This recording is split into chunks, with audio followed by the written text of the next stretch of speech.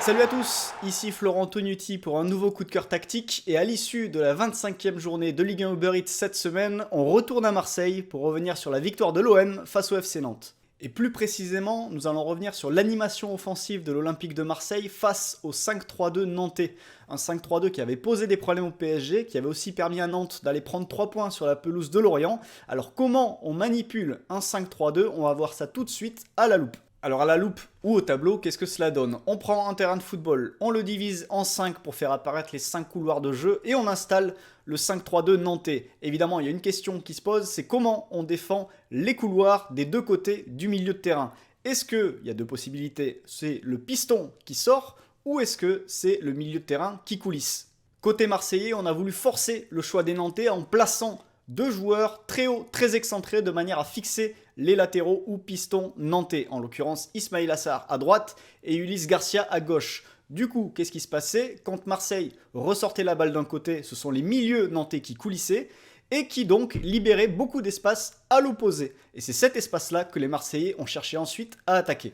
Après la théorie, place à la pratique, le 5-3-2 nantais au Vélodrome, les positions de Sarr excentré à droite, Garcia en train de monter à gauche, Aubameyang en pointe, et surtout ce qui va nous intéresser, c'est dans l'entrejeu, Verretou, Gueye, Harit et Ndiaye, et leur surnombre par rapport aux trois milieux nantais. On va le voir ici, la possession marseillaise, l'idée c'est d'aller d'un côté, de faire sortir les milieux, de les faire coulisser surtout sur la largeur, et de renverser ensuite à l'opposé vers le milieu marseillais qui est dans le demi-espace à l'opposé.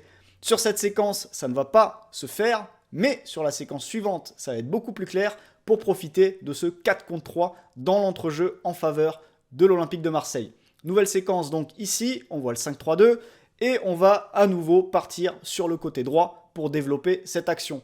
On arrive sur Bamon Meïté.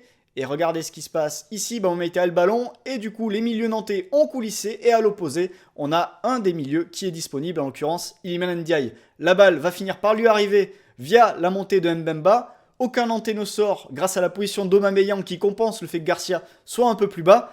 On arrive sur Ndiaye, les milieux nantais coulissent et du coup s'ils coulissent, à l'opposé, c'est à nouveau de l'espace, cette fois-ci pour Amin Harit qui s'est libéré. Et Amin Harit, cette fois-ci, va être servi par Verretou, qui saute en relais, et ça nous permet de dégager une position de 1 contre 1 à jouer pour Ismaïla Sarr, qui est dans son élément, qui revient cette fois-ci en retrait, passe de Gueye, et là, une vraie opportunité et une vraie situation dangereuse sur la surface nantaise. Nouvelle séquence qui commence par une récupération de balle haute des Marseillais, on redessine le système de jeu nantais, là on voit Chirivella qui sort au pressing, des Nantais qui sont en train de coulisser, et finalement Balerdi qui va prendre tout le monde à contre-pied avec sa passe, toujours pour trouver Harit dans ce fameux demi-espace dans le dos du milieu à 3 nantais. Harit qui se retrouve face au défenseur central, qui libère une nouvelle position de 1 contre 1 pour Ismaïla Sarr. Et là, il faut regarder Aubameyang dans la surface, qui se place dans l'angle mort du défenseur, obligé de regarder, de tourner la tête tout le temps. Et à partir du moment où le défenseur re-regarde à nouveau le porteur, c'est là qu'Aubameyang accélère pour lui passer devant et inscrire le premier but de la rencontre.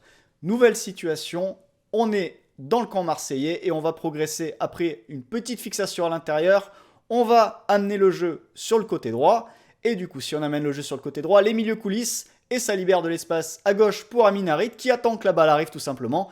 Gueye saute le relais de Verretou, ça donne de l'espace à Harit qui peut avancer le temps que Sissoko coulisse et le temps d'avancer, il peut aussi ajuster un très bon centre pour Aubameyang mais cette fois-ci il n'arrive pas à conclure. Nouvelle situation. Ici, au milieu de terrain, on avance côté Marseille. Cette fois-ci, si on progresse sur le côté gauche, on va libérer de l'espace sur le côté droit. On voit les milieux nantais qui ont coulissé. Et du coup, qui va profiter de cet espace dans le côté droit ?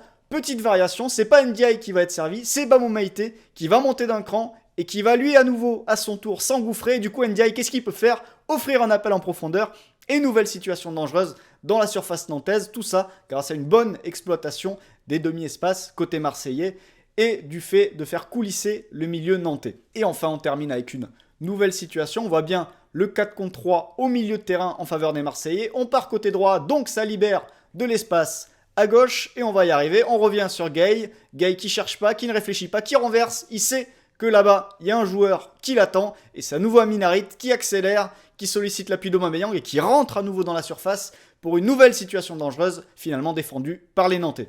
Alors en deuxième mi-temps, les ajustements côté nantais et le changement de système ont posé des problèmes aux Marseillais. Cela ne les a toutefois pas empêchés de décrocher un troisième succès d'affilée, de se rapprocher un peu plus de la course à l'Europe. Prochaine étape pour eux, confirmer une nouvelle fois face à un adversaire direct cette fois, le Stade Rennais. Ce sera dimanche prochain à l'occasion de la 26e journée.